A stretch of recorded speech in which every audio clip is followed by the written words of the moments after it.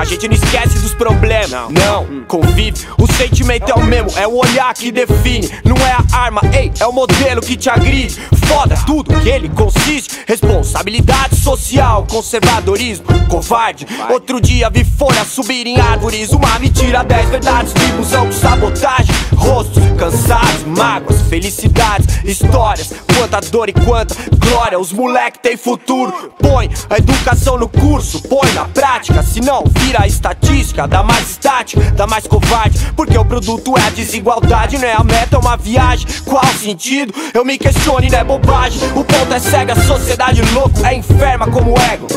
Eu sei, são tantos porquês, talvez nenhum vá satisfazer. Eu sei, são tantos porquês, talvez nenhum vá satisfazer. Eu sei, são tantos porquês, talvez nenhum vá satisfazer.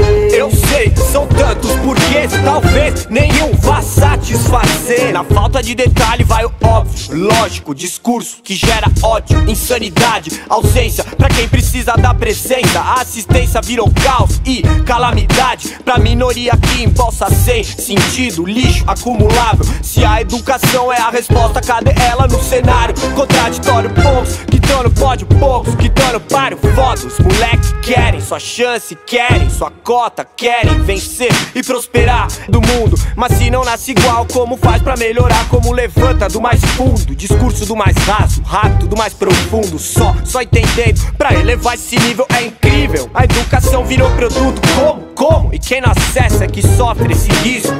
Eu sei, são tantos porquês, talvez nenhum vá satisfazer. Eu sei, são tantos porquês, talvez nenhum vá satisfazer. Eu sei, são tantos porquês, talvez nenhum vá satisfazer.